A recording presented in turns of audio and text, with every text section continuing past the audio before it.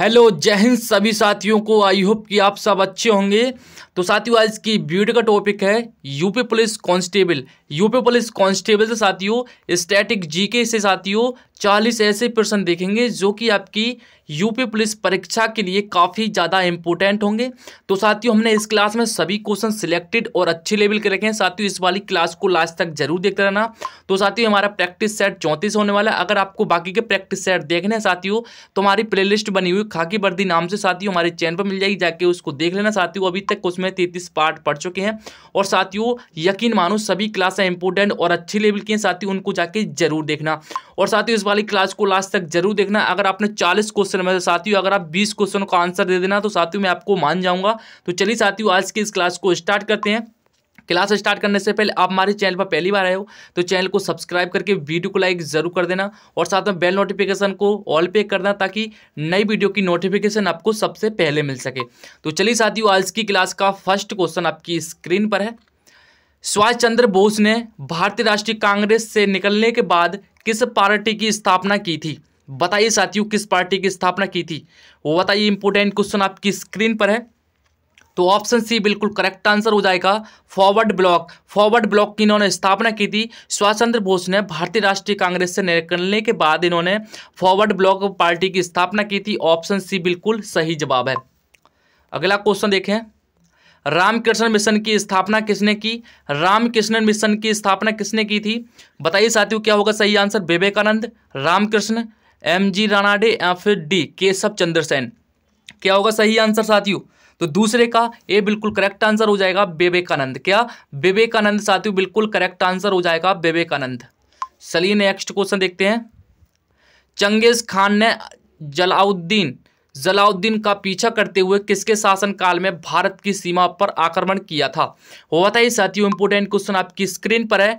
Genghis Khan ने जलाउद्दीन का पीछा करते हुए किसके शासनकाल में भारत की सीमाओं पर आक्रमण किया था? वो बताइए साथियों क्या होगा सही आंसर। 10 सेकंड आपको क्वेश्चन हल करने के लिए। तो सही आंसर हो जाएगा तीसरे प्रश्न का साथियों। तीसरे का ऑप्शन बी इल्तुतमिश। साथियों इल्तुतमिश का पीछा करते हुए इन्होंने भारत की सीमाओं पर आक्रमण किया था चंगेज खान ने। अगला क्वेश्चन देखते हैं।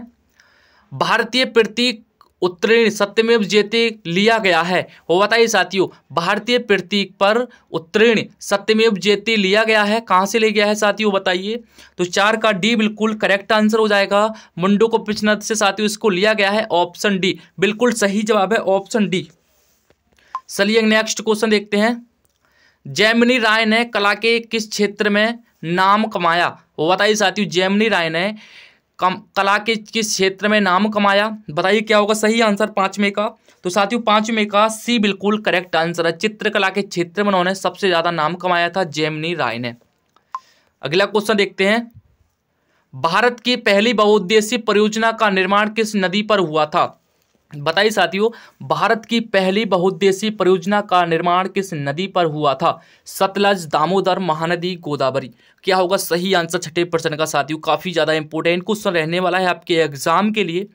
तो छठे का साथियों सही आंसर ऑप्शन बी हो जाएगा दामोदर नदी। क्या दामोदर नदी पर साथियों भारत की पहली बहुउद्देशीय परियोजना का निर्माण किया गया था? साथियों इसका निर्माण 7 जुलाई 1948 ईस्वी में किया गया था। 7 जुलाई 1948 ईस्वी में साथियों निर्माण हुआ था। आपको ध्यान रखना है साथियों। अगला क्वेश्चन देखते हैं। निम्नलिखित में से किस नदी को दक्षिण गंगा कहा जाता है? निम्नलिखित में से किस नदी को दक्षिण गंगा कहा जाता है? कृष्णा, गोदावरी, महानदी, कावेरी। 7वां प्रश्न आपकी स्क्रीन पर आ चुका है साथियों। बताइए क्या होगा सही आंसर।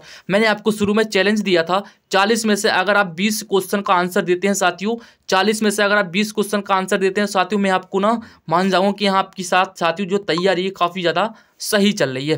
बताइए साथियों निम्नलिखित में से किस नदी को दक्षिण गंगा कहा जाता है? कृष्णा, गोदावरी, महानदी, कावेरी। 7वें प्रश्न का सही आंसर हो जाएगा ऑप्शन बी क्या गोदावरी बिल्कुल करेक्ट आंसर है। गोदावरी जिन भाइयों का आया है उनका वेरी गुड, यानी कि उनका बढ़िया। अगला क्वेश्चन देखते हैं। नोटबंदी का उद्देश्य क्या है? नोटबंदी का उद्देश्य क्या है बताइए साथियों। क्या होगा सही आंसर 8वें प्रश्न का? तो डी बिल्कुल करेक्ट आंसर हो जाएगा, डी बिल्कुल करेक्ट आंसर हो जाएगा। ऑप्शन सी यानी कि ये सभी हो जाएंगे क्या, काले धन को अर्थव्यवस्था की मुख्य धारा में लाना और नकली मुद्रा पर रोक लगाना, आतंकी गतिविधियों की फंडिंग पर रोक लगाना, यानी कि साथियों आपके यहाँ पर तीनों ऑप्शन राइट हो जाएंगे, इसलिए सही आंसर ऑप्शन डी के साथ जाएगा, उपयुक्त सभी। अगला क्वेश्चन देखते हैं, भारतीय रिजर्व बैंक का राष्ट्रीयकरण किस वर्ष हुआ था? बताइए साथियों, भारतीय रिजर्व बैंक का राष्ट्रीयकरण किस वर्ष हुआ था? साथियों मैंने आपसे ये क्वेश्चन कल की क्लास में पूछा था, लेकिन किसी भाई ने इसका सही जवाब नहीं दिया। वो बताइए साथियों इसका क्या होगा सही जवाब, राष्ट्रीय रिजर्व राष्ट्रीयकरण कब हुआ था? 9वां प्रश्न आपकी स्क्रीन पर है, और 9 का क्या होगा साथियों, सी बिल्कुल करेक्ट आंसर हो जाएगा। 1949 ईस्वी में साथियों, 1949 ईस्वी में भारतीय रिजर्व बैंक का राष्ट्रीयकरण हुआ था। आपको ध्यान रखना है साथियों, और आपको ध्यान रखना है साथियों, इस वाली क्लास को लाइक कर दीजिए, और साथ में जो नए भाई देख रहे हैं चैनल को सब्सक्राइब भी कर लीजिए साथियों, और बेल नोटिफिकेशन को ऑल पे कर देना ताकि आपको नई वीडियो की नोटिफिकेशन सबसे पहले मिल सके। चलिए अगला क्वेश्चन देखते हैं, भारत में निम्नलिखित में से कौन सा क्षेत्र सबसे अधिक कर भुगतान करता है? बताइए साथियों, भारत में निम्नलिखित में से कौन सा क्षेत्र सबसे अधिक कर का भुगतान करता है? क्या हो जाएगा, कृषि क्षेत्र, औद्योगिक क्षेत्र, परिवहन क्षेत्र, सेवा क्षेत्र। 10वां प्रश्न आपकी स्क्रीन पर आ चुका है साथियों, और 10 का डी बिल्कुल करेक्ट आंसर हो जाएगा, सेवा क्षेत्र। सेवा क्षेत्र बिल्कुल करेक्ट आंसर हो जाएगा, सेवा क्षेत्र से साथियों सबसे अधिक कर भुगतान होता है, सेवा क्षेत्र बिल्कुल करेक्ट आंसर हो जाएगा।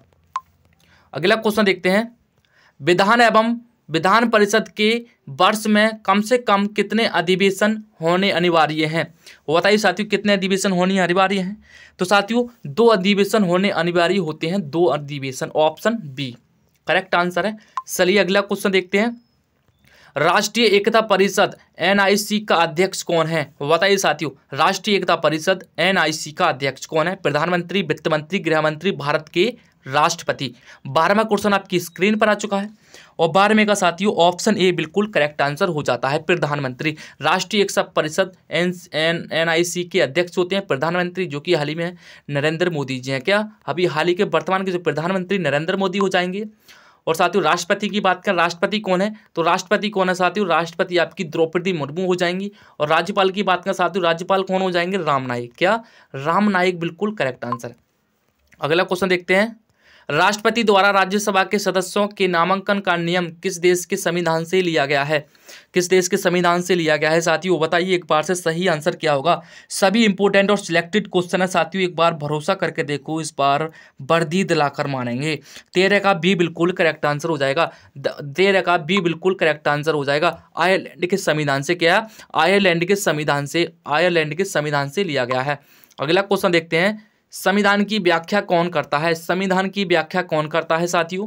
तो कौन करता है? तो ये करता है साथियों न्यायपालिका। क्या न्यायपालिका करता है साथियों। जब न्यायपालिका में न्याय होता है तो वहां पर साथियों संविधान की व्याख्या होती है।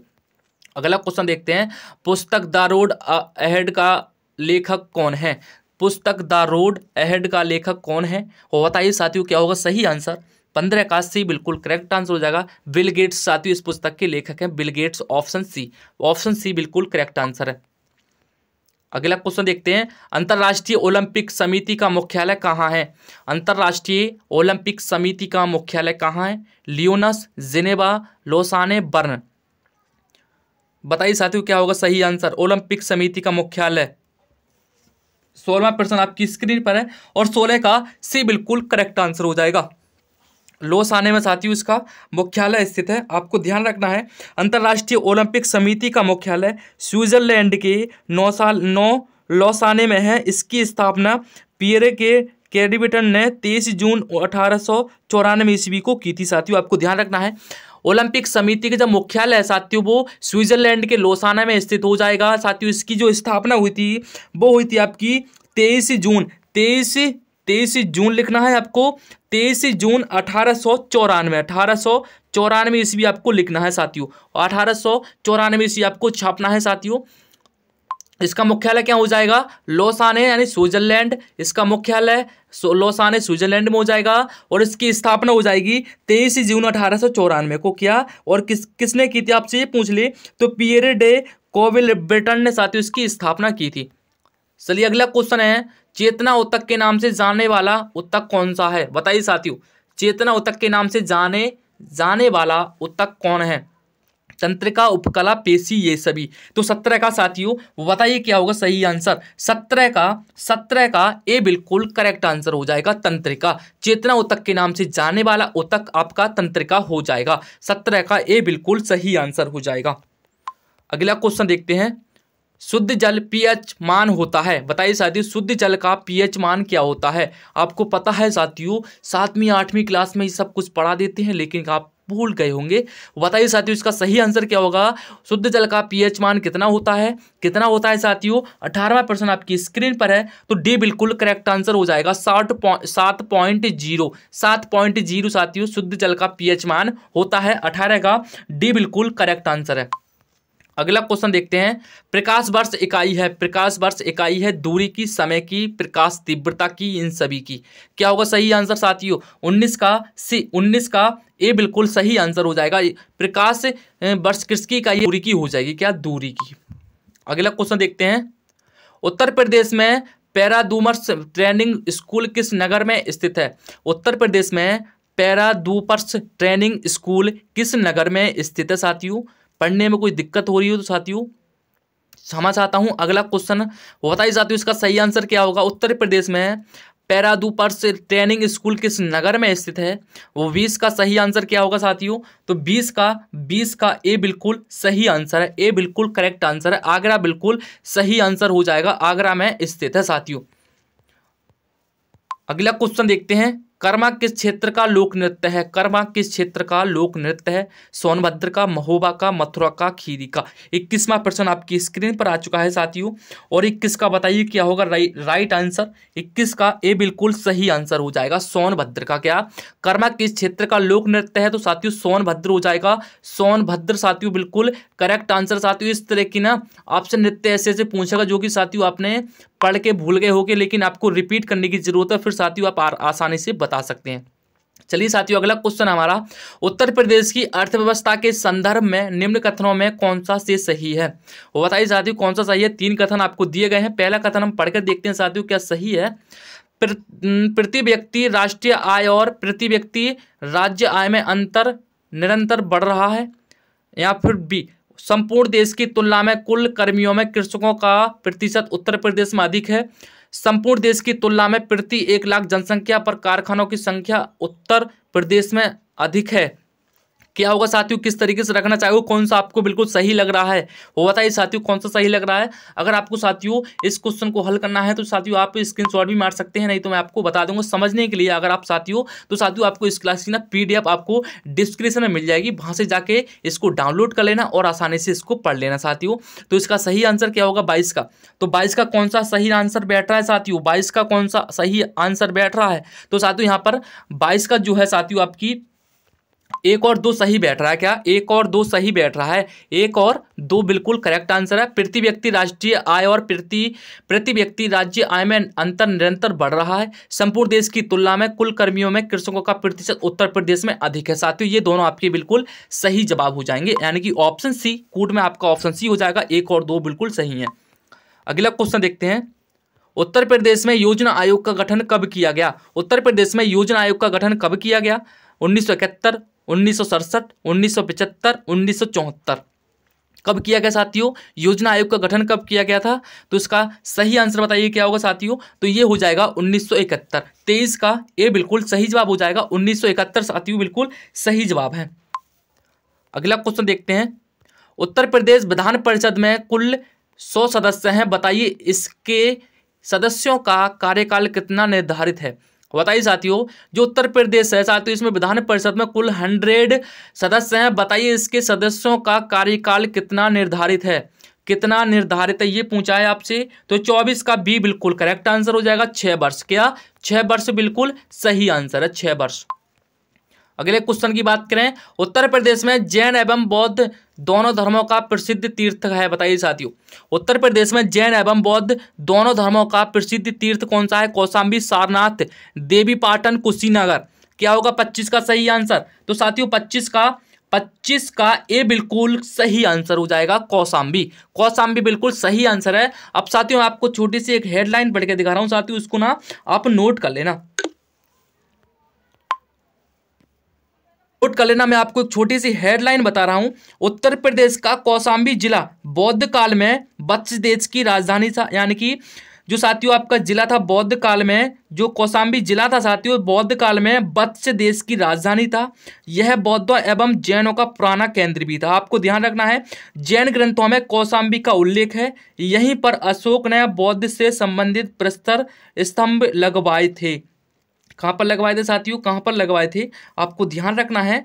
जो आपका कौशाम्बी जिला है साथियों, ये कौशाम्बी जिला है आपका, जो कौशाम्बी जिला है ये पहले साथियों वत्स यानी कि जो वत्स था साथियों, जो वत्स देश की राजधानी था। आपको ध्यान रखना है साथियों, इंपॉर्टेंट है, मैंने जो बताया सभी को नोट कर लेना। अगले क्वेश्चन की बात करें साथियों, अगला क्वेश्चन है, यदि कोई पुलिस अधिकारी किसी व्यक्ति को गिरफ्तार करता है तो उस समय वह अपने नाम की प्लेट वर्दी पर अवश्य लगवाएगा। गिरफ्तारी मेमो पर किसी प्रतिष्ठित व्यक्ति या गिरफ्तार व्यक्ति के परिवार के सदस्य से हस्ताक्षर करवाएगा। अभिव्यक्ति को सूचना करेगा कि उसे अधिकार है कि वह अपनी गिरफ्तारी की सूचना अपने संबंधी या मित्र तक पहुंचाए या फिर उपयुक्त सभी। आपको क्वेश्चन ध्यान से पढ़ना है, फिर इसका तर्क लगाना है। यदि कोई पुलिस अधिकारी किसी व्यक्ति को गिरफ्तार करता है, यदि कोई पुलिस अधिकारी किसी व्यक्ति को गिरफ्तार करता है तो वह क्या कर सकता है, तो उस समय वह क्या होना चाहिए, बताइए ऑप्शन में से क्या होगा। तो साथियों ये सभी नियम एक पुलिस वाले पर लागू होते हैं। ये सभी मिशन एक पुलिस वाले पर लागू होते हैं। आप पढ़ लेना साथियों, मैंने आपको एक बार पढ़ा दिया। अगला क्वेश्चन देखते हैं, निम्न में से पुलिस अधिकारी पर लगाए जाने वाला कौन सा दंड बड़ा दंड नहीं है। बताइए साथियों, निम्न में से पुलिस अधिकारी पर लगाए जाने वाला कौन सा दंड बड़ा दंड नहीं है। कौन सा हो जाएगा, सेवा से पदयुक्त करना, प्रोन्नति को रोकना, सेवा से हटाना या फिर पदोन्नत करना। बताइए साथियों क्या होगा 27 का बी बिल्कुल सही जवाब हो जाएगा। क्या बी बिल्कुल सही जवाब हो जाएगा, क्या प्रोन्नति को रोकना बिल्कुल सही जवाब है। अगला क्वेश्चन देखते हैं, यदि किसी पुलिस अधिकारी जिसके आचरण के विरुद्ध विभागीय जांच चल रही है उसे निलंबित कर दिया गया है, अपने बचाव के लिए वह क्या कर सकता है। बताइए साथियों, ऑप्शन आपके पास, याचिका प्रस्तुत कर सकता है कि उसका निलंबन अधीन है, या फिर बी प्रतिवेदन प्रस्तुत कर सकता है उसका निलंबन दुर्भावना के कारण किया गया है, या फिर डी विभागीय जांच 3 वर्षों में पूरी ना हो पाने से निलंबन आदेश रद्द होना चाहिए। क्या होगा सही आंसर 28 में का बी बिल्कुल सही जवाब है। बी बिल्कुल करेक्ट आंसर है, प्रतिवेदन प्रस्तुत कर सकता है। क्या प्रतिवेदन प्रस्तुत कर सकता है साथियों। अगला क्वेश्चन देखते हैं, WWW के आविष्कारक व प्रवर्तक कौन है। बताइए साथियों, WWW के आविष्कारक व प्रवर्तक कौन है। WWW आप जो लगाते हैं ना www.com वाला, वो बताइए इसका प्रवर्तक कौन है। क्या हो जाएगा सही आंसर।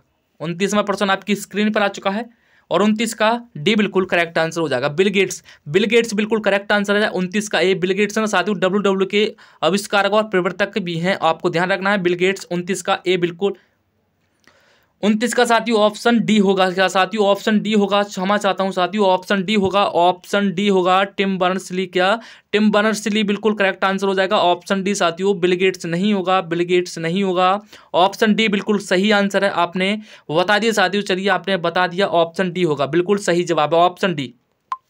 क्षमा चाहता हूं साथियों। अगला क्वेश्चन है, वायुमंडल का सबसे ऊपर का स्तर है, वायुमंडल का सबसे ऊपर का स्तर कौन सा है। बताइए साथियों, एक्सोस्फीयर, मोजोस्फीयर, ट्राफोस्फीयर या फिर स्ट्रेटोस्फीयर। क्या होगा सही आंसर 30 का। तो 30 का ए बिल्कुल सही आंसर है, ए बिल्कुल करेक्ट आंसर है। एक्सोस्फीयर बिल्कुल करेक्ट आंसर है। वायुमंडल का सबसे ऊपर का स्तर होता है एक्सोस्फीयर, बिल्कुल सही जवाब है। अगला क्वेश्चन देखते हैं, पर्यावरण अध्ययन आवश्यक है प्रदूषण रोकने के लिए, प्राकृतिक आपदाओं से बचने के लिए, मानव की खुशहाली के लिए, उपयुक्त सभी के लिए। 31वां प्रश्न आपकी स्क्रीन पर आ चुका है, लेकिन आपके यहाँ पर तीनों ऑप्शन लागू होते हैं। क्या इस प्रश्न पर तीनों ऑप्शन लागू होते हैं। ऑप्शन डी बिल्कुल सही जवाब हो जाएगा। पर्यावरण अध्ययन आवश्यक है प्रदूषण रोकने के लिए, प्राकृतिक आपदाओं से बचने के लिए और मानव की खुशहाली के लिए। साथ ही ये तीनों आपके बिल्कुल सही जवाब है। अगला क्वेश्चन देखते हैं, खाद्य श्रृंखला तंत्र में सही क्रम होता है, खाद्य श्रृंखला तंत्र में सही क्रम कौन सा होता है। बताइए साथियों कौन सा होता है। 32वां प्रश्न आपकी स्क्रीन पर है, वो 32 का बताइए क्या होगा सही आंसर। 32 का क्या होगा सही आंसर। ऑप्शन पढ़ के देखते हैं, प्रतिभोक्ता, फिर उसके बाद द्वितीय उपभोक्ता, फिर उच्च उपभोक्ता, फिर उत्पादक। ये क्या आपका सही है। नहीं, ये सही नहीं है। फिर आपका तीसरा पढ़ के देखते हैं, अपघटक उत्पादक उपभोक्ता, क्या आपका सही है क्रम? नहीं, सही नहीं है। उपभोक्ता उत्पाद अपघटक, ये भी सही नहीं है। ऑप्शन बी बिल्कुल करेक्ट आंसर हो जाएगा। पहले कौन आएगा साथियों? पहले आपका उत्पादक आएगा, फिर प्राथमिक उपभोक्ता आएगा, फिर द्वितीय उपभोक्ता आएगा, फिर आपका तृतीय उपभोक्ता आएगा। क्या? ऑप्शन बी बिल्कुल सही जवाब है। 32 का बी बिल्कुल सही जवाब है। अगला क्वेश्चन देखते हैं, वियतनाम की राजधानी एवं मुद्रा का नाम बताइए। वियतनाम की राजधानी साथियों मैंने आपको पढ़ा दिया है, अगर आपने नहीं पढ़ी साथियों एक बार से फिर पढ़ लीजिए। वियतनाम की राजधानी हो जाएगी हनोई और इसकी मुद्रा हो जाएगी डोंग। इसकी मुद्रा हो जाएगी डोंग। अगला क्वेश्चन देखते हैं, इलेक्ट्रॉन की खोज किसने की थी? इलेक्ट्रॉन की खोज किसने की थी बताइए साथियों। 34वां प्रश्न स्क्रीन पर आ चुका है, लेकिन डी बिल्कुल सही जवाब है। आप गलत सोच रहे हैं, ऑप्शन ए नहीं है, ऑप्शन डी है साथियों। ऑप्शन डी है बिल्कुल सही आंसर। जे थॉमसन ने साथियों इलेक्ट्रॉनिक की खोज की थी। 34 का डी बिल्कुल सही जवाब हो जाएगा। अगले क्वेश्चन की बात करें, अक्टूबर में बोई जाने वाली फसल जो अप्रैल में काट ली जाती है, निम्न में से कौन सी फसल कहलाती है? बताइए साथियों, अक्टूबर में बोई जाती है और अप्रैल में काट ली जाती है, बताइए साथियों कौन सी फसल होगी? रबी की फसल, खरीफ की फसल, जायद की फसल, उपरोक्त में से कोई नहीं। कौन सी हो जाएगी साथियों? अक्टूबर में बुआई होती है, फिर अप्रैल में काट ली जाती है, कौन सी फसल कहलाती है? रबी फसल, खरीफ फसल। बताइए क्या होगा सही आंसर। 35वां क्वेश्चन आपकी स्क्रीन पर आ चुका है और 35 का साथियों 35 का रबी फसल हो जाएगा। क्या? 35 का रबी फसल हो जाएगा। 35 का रबी फसल हो जाएगा। ये साथियों अक्टूबर में बोई जाती है और अप्रैल में काट ली जाती है। अगला क्वेश्चन देखते हैं, स्टैंड अप इंडिया योजना के संबंध में निम्न कथनों पर विचार कीजिए। स्टैंड अप इंडिया योजना के संबंध में निम्न कथनों पर विचार कीजिए। चलिए, इस योजना को वर्ष 2025 तक बढ़ा दिया गया है, या फिर बी, यह योजना उद्यमिता और रोजगार सृजन हेतु 2016 में शुरू की गई थी। बताइए साथियों आपका कौन सा कथन सही जाता है? उपयुक्त में से कौन सा कथन सही है? इस योजना को वर्ष 2025 तक बढ़ा दिया गया है, या फिर बी, या फिर 2 नंबर है, ये योजना उद्यमिता को बढ़ावा देने और रोजगार सृजन हेतु वर्ष 2016 में शुरू की थी। क्या होगा सही आंसर? दोनों। क्या दोनों सही हो जाएंगे? क्या सर जी दोनों सही हो जाएंगे? नहीं, दोनों सही नहीं होंगे। हाँ, दोनों सही हो जाएंगे। क्या? हाँ जी, दोनों सही हो जाएंगे। आप गुमराह क्यों हो रहे हो? मैं आपको गुमराह थोड़ी ना कर रहा हूँ, मैं आपसे पूछ रहा हूँ कंफर्म। ऑप्शन सी बिल्कुल करेक्ट आंसर है इसका। ऑप्शन सी 1 और 2 बिल्कुल सही जवाब हो जाएंगे। अगला क्वेश्चन देखते हैं, मार्च 2023 में किस राज्य केंद्र शासित प्रदेश ने प्रथम अंतर्राष्ट्रीय क्वांटम कम्युनिकेशन कॉन्क्लेव की मेजबानी की, यानी कॉन्क्लेव की मेजबानी की? बताइए साथियों, सॉरी, क्या होगा सही आंसर? मार्च 2023 में किस राज्य प्रदेश केंद्र शासित प्रदेश ने प्रथम अंतर्राष्ट्रीय क्वांटम कम्युनिकेशन कॉन्क्लेव की मेजबानी की? कर्नाटक, गुजरात, नई दिल्ली, महाराष्ट्र। 37वां प्रश्न स्क्रीन पर आ चुका है और 37 का नई दिल्ली बिल्कुल करेक्ट आंसर हो जाएगा। ऑप्शन सी बिल्कुल सही जवाब है, नई दिल्ली बिल्कुल सही आंसर हो जाएगा। अगला क्वेश्चन देखते हैं, मार्च 2023 में भारत और देश के बीच द्विपक्षीय संबंधों के 75 वर्ष पूरे होने के उपलक्ष्य में जेफरी बाबा it is essential to be there प्रदर्शनी का उद्घाटन किया गया है। क्या होगा सही आंसर बताइए साथियों। It is essential to be beer प्रदर्शनी का उदाहरण किया है फ्रांस, सिंगापुर, श्रीलंका, बांग्लादेश। क्या होगा सही आंसर? जेफरी बाबा बिल्कुल करेक्ट आंसर क्या होगा? 38वां क्वेश्चन आपकी स्क्रीन पर हो जाएगा और 38 का श्रीलंका बिल्कुल सही जवाब है। श्रीलंका बिल्कुल इन भाइयों का आया, बिल्कुल वेरी गुड, बढ़िया इंपोर्टेंट क्वेश्चन आपकी एग्जाम के लिए सही रहेगा। करंट अफेयर्स का क्वेश्चन है साथियों। तो 38 का सी जिन भाइयों ने बताया है बिल्कुल सही जवाब है, ऑप्शन सी। अगला क्वेश्चन देखते हैं, उत्तर प्रदेश का छोलिया नृत्य गति किस जाति में प्रचलित है? बताइए साथियों, उत्तर प्रदेश का छोलिया नृत्य गति किस जाति में प्रचलित है? फासी, राजपूत, धोबी, करहर। क्या होगा सही आंसर साथियों? बताइए इस प्रश्न का क्या होगा राइट आंसर। तो जिन भाइयों का ऑप्शन बी आ रहा है राजपूत जिन भाइयों का आ रहा है वेरी गुड, यानी कि अच्छा बिल्कुल सही आंसर है, बिल्कुल करेक्ट आंसर है, राजपूत बिल्कुल सही आंसर हो जाएगा। उत्तर प्रदेश का छोलिया नृत्य किस जाति में प्रचलित है? तो राजपूती जाति में ये प्रचलित है, आपको ध्यान रखना है। अगले क्वेश्चन की बात करें, उत्तर प्रदेश पंचायत राज संशोधन अधिनियम कब पारित किया गया? बताइए साथियों, उत्तर प्रदेश पंचायत राज संशोधन अधिनियम कब पारित किया गया? क्या होगा सही आंसर साथियों? बताइए इस प्रश्न का। तो साथियों इसका सही आंसर ऑप्शन बी के साथ जाएगा, ऑप्शन बी के साथ जाएगा। 1994 ईस्वी में साथियों पंचायत राज संशोधन अधिनियम पारित किया गया था, आपको ध्यान रखना है 1994 ईस्वी में। 1994 ईस्वी जिन भाइयों का आया उनका वेरी गुड, यानी कि अच्छी तैयारी चल रही है साथियों की। तो चलिए साथियों, आज की इस क्लास को बताइए साथियों, आज की इस क्लास को आपको जितने भी क्वेश्चन पढ़े आपको कैसे लगे, और आज की जो साथियों वीडियो थी आपको कैसे लगी, एक बार से इसका सजेशन कमेंट के अंदर जरूर देना। अगर आपको किसी भी क्वेश्चन में कोई भी डाउट हो तो कमेंट में जरूर बता देना, कोई भी गलती हो तो उसको क्षमा कर देना साथियों, और जो भी गलती हो ना उसको कमेंट में एक बार जरूर छाप देना ताकि हमें पता चल सके कि क्या गलती हो रही है। तो चलिए साथियों, आज की इस क्लास को यहीं पर एंड करते हैं और मिलते हैं किसी अगली क्लास के साथ। जब तक ले अपना ख्याल रखिए। जय हिंद, वंदे मातरम।